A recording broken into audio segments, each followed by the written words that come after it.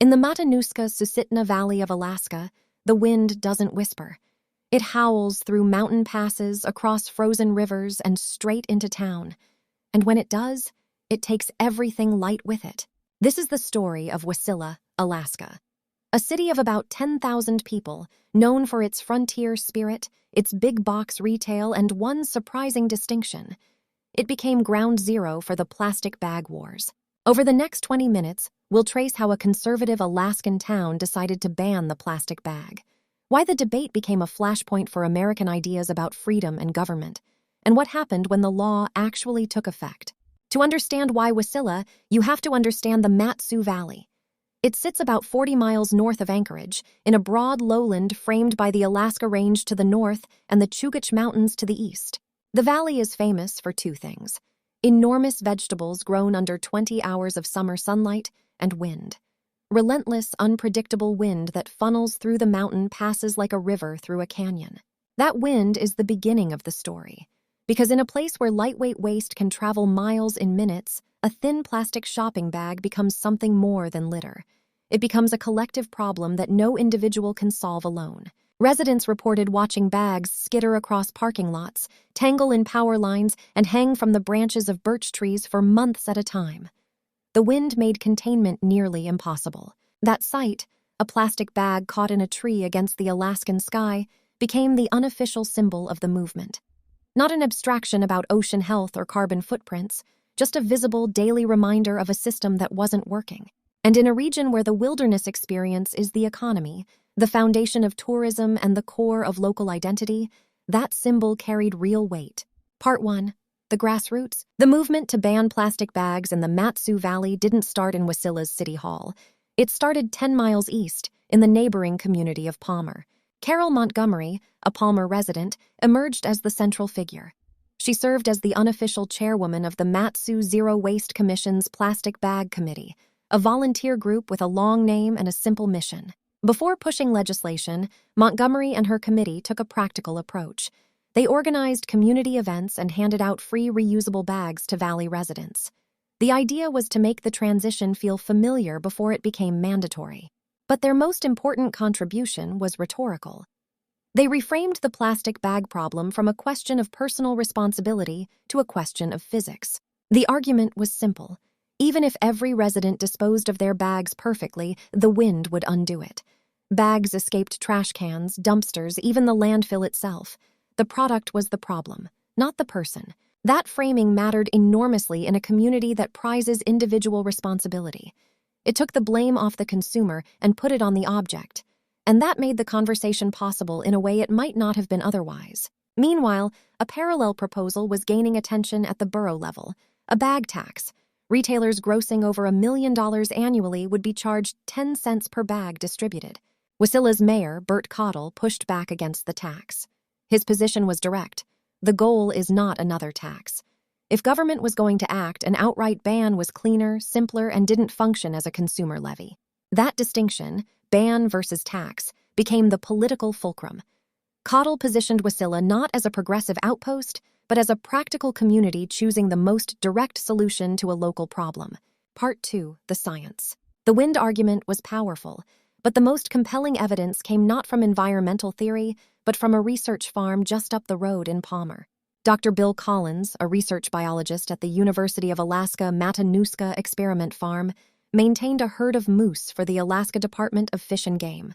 These weren't ordinary research subjects. Each moose had been fistulated, a procedure that creates a small, sealed opening directly into the rumen, the animal's first stomach. A rubber stopper keeps it closed. When researchers need to study digestion, they simply open the port.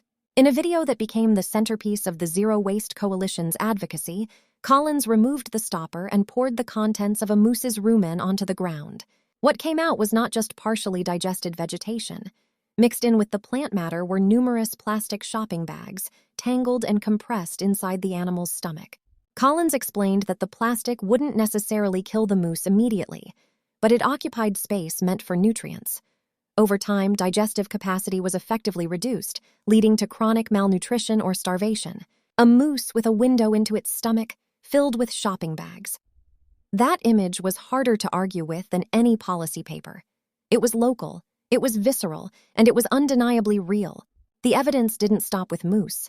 State veterinarian Kimberly Beckman documented muskox deaths from suffocation.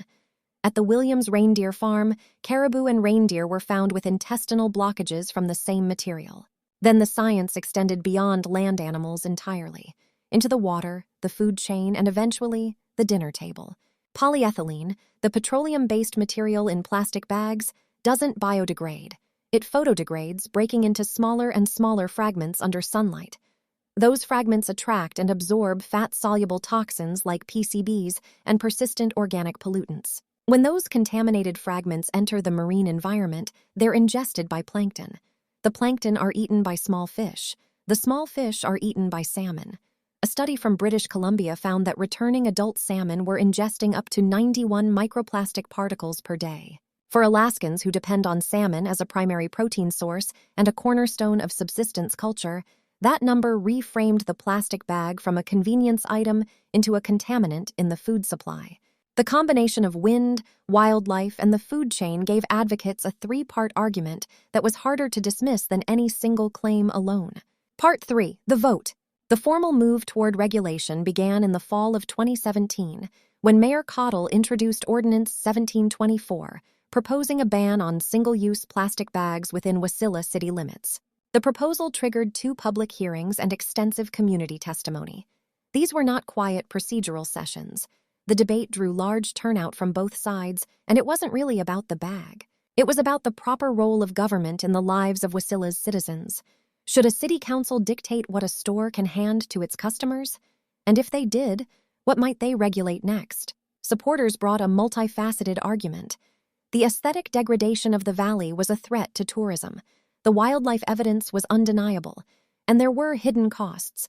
Retailers were estimated to subsidize those free bags to the tune of $25 to $50 per person annually, folded invisibly into product prices. Proponents even offered a specific image. A plastic bag had been visibly stuck in a tree directly in front of the state capitol building in Juneau since late 2017. They asked, "Is that the Alaska we want visitors to see?" But not everyone was persuaded. Councilman Tim Burney cast what would become the lone dissenting vote, and his objection wasn't about the bag. Burney argued that he personally avoided plastic bags. He didn't love them, but he believed the relationship between a store and its customers should not be dictated by the municipality. He called it a nip at our freedoms. His concern was foundational. Once government begins regulating small consumer choices, it sets a precedent for broader interventions.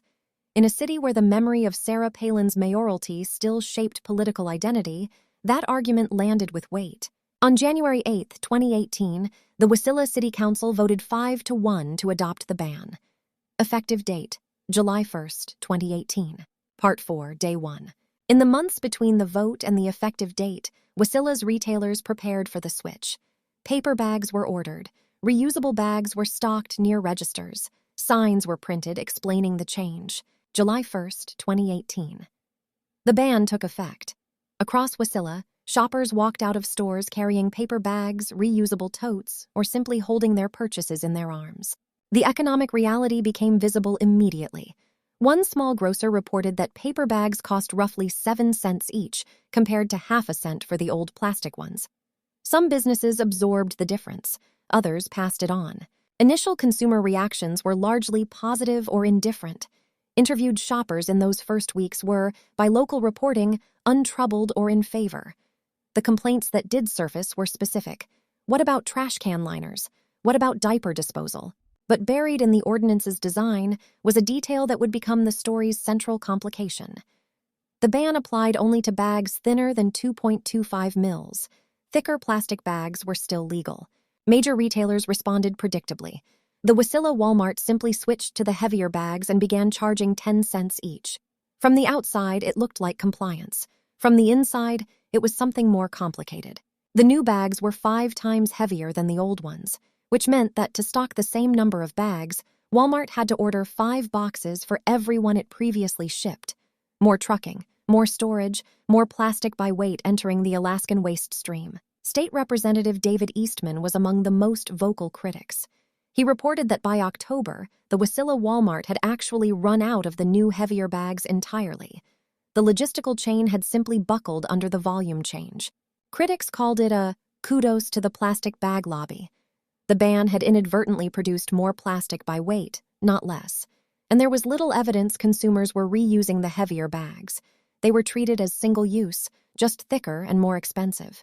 But that wasn't the whole story. Despite the logistical problems at Walmart, the ban's most visible promise was being kept. Multiple council members reported seeing fewer bags in parks and trees. Most notably, a council member who had opposed the ban on principle later acknowledged a significant decline in plastic bag litter in local parks and trees. The evidence of his own eyes contradicted his political instincts. Part 5. The Ripple. Wasilla's ban didn't stay local for long. By the time the Anchorage Assembly began deliberating its own plastic bag policy in the summer of 2018, Wasilla's law had been in effect for nearly 2 months, offering a working model of both the challenges and the benefits. Anchorage pushed further than Wasilla. Assemblymember Chris Constant argued for an all-out plastic bag ban, not just a thickness threshold. Thick plastic bags, he said, still contributed to a voluminous waste stream. The compromise included a mandatory 10-cent fee on paper bags to discourage overuse. In late August 2018, the Anchorage Assembly voted 9-2 to ban plastic bags, with the ban taking effect in March 2019. The wildfire of municipal bans had already spread to more than a dozen communities: Bethel, Cordova, Kodiak, Soldotna, Unalaska, and others. Each adapted the policy to local conditions, but each pointed back to the same essential case. The approaches varied. Wasilla allowed thick plastic and charged no fee. Anchorage prohibited all plastic bags and mandated 10 cents for paper. Cordova and Kodiak set even higher thickness thresholds at 4 mils. Each community made its own trade-offs between strictness and practicality. Then came 2020. The COVID-19 pandemic threw a wrench into the entire project. Businesses raised concerns about virus transmission on reusable bags.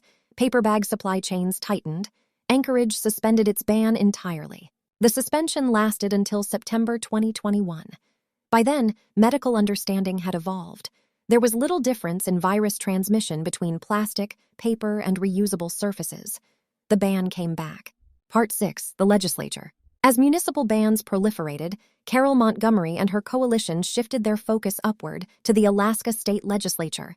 The argument: a patchwork of local ordinances was confusing for retailers and travelers. A uniform statewide standard was needed. Montgomery appeared before the House Community and Regional Affairs Committee in early 2018 to testify in support of House Bill 264, a proposed statewide ban. She brought the Wasilla precedent as her primary evidence. Her testimony bridged local and state concerns. She argued the plastic bag was not a municipal nuisance but a persistent Alaskan trash problem that ignored city boundaries. A statewide ban, she said, would be more effective and less confusing than a patchwork of local fees. There were signs of bipartisan interest. Representative Andy Josephson noted that even powerful members of the opposing party had expressed concern for Alaska's environmental aesthetic. For a brief moment, the bag ban felt like it might transcend ideology. But the opposition echoed what Tim Burney had said in Wasilla. At the state level, critics warned that these bans were little bites out of our liberties, setting a precedent for government to answer all of society's questions for its citizens. The legislative arc continued to evolve.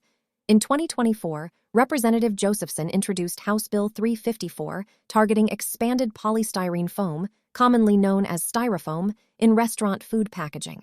This time, the argument added a public health dimension. Polystyrene contains styrene and benzene, known carcinogens. The bill proposed requiring restaurants to transition to biodegradable or compostable alternatives, with hardship exemptions for remote communities. The bill was heard in committee in April 2024, but held without a floor vote. By May, it had died in committee. The polystyrene war, it seemed, would require the same slow groundswell that the plastic bag ban had needed. As of the current legislative session, a successor bill, House Bill 25, has been referred to House rules. It remains in committee. The fight over single-use materials in Alaska is far from settled. Part 7. The Legacy. Back in Wasilla, the bag ban remained on the books. But enforcement told a different story. A staff memo attached to a 2024 repeal attempt stated plainly that the ordinance is not being enforced. In February 2024, Ordinance 2409 was introduced to repeal the ban entirely. It failed at introduction. The ban survived, even unenforced, a law that persisted through inertia as much as conviction.